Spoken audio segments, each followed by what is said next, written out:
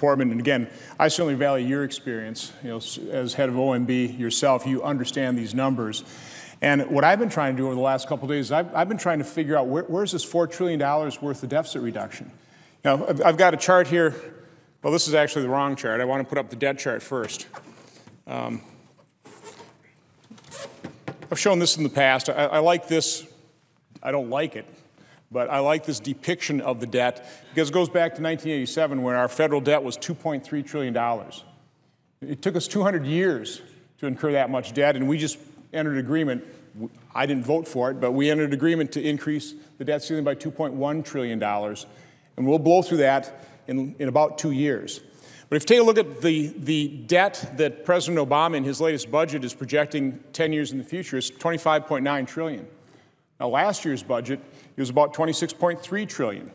So again, I'm just trying to do the math here. If we really reduce the deficit by $4 trillion, you would think that final debt figure would also be reduced, and it's simply not. And I realize the president is talking about a balanced approach, but you know as well as I do, we have a spending problem. And that's really what the next chart here is trying to portray.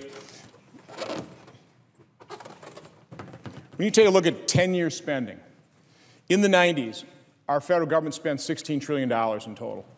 Last decade, we spent $28 trillion. In President Obama's last year's budget, he was projecting spending over 10 years of $46 trillion. Now his new budget, just 1 year further into the future, he's projecting $47 trillion over 10 years. Again, I don't see where the $4 trillion worth of deficit spending. I'm an accountant. I'm going to continue to look through the budget. I'm just afraid I'm not going to really come up with it. And I think that's what's really disappointing about President Obama's budget is he simply isn't grappling with what we all realize. I mean, I think everybody in Washington realizes what's really driving our debt and deficits long term, Social Security and Medicare spending. And just a quick little chart in terms of where we really are in terms of Social Security. In 2010, we went cash negative, which means that the amount of the payroll tax isn't covering the amount of benefits by $51 billion in 2010, $46 billion last year. And by the year 2035, we will accumulate $6 trillion in deficit spending in Social Security alone. And the president's budget is silent on Social Security. The president's budget is silent on Medicare. He's had 4 years. Why doesn't he propose something? Well, the only thing he is proposing is a tax on millionaires. He's asking Congress to hop on board and let's pass corporate tax reform. Well, why doesn't he propose it? There's actually a growing consensus about pro-growth tax reform.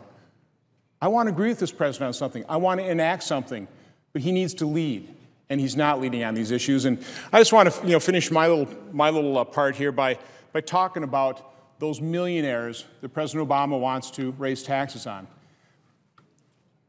I've been doing an awful lot of telephone town hall meetings, and last week we had a very interesting call. After a couple of my constituents from Wisconsin asked me why I wouldn't support a millionaire's tax, we had a call from an elderly woman, and you could tell she was afraid, she was scared. She said, Senator Johnson, I'm so concerned about what's going to happen to our taxes. My husband and I have been building a business all of our lives.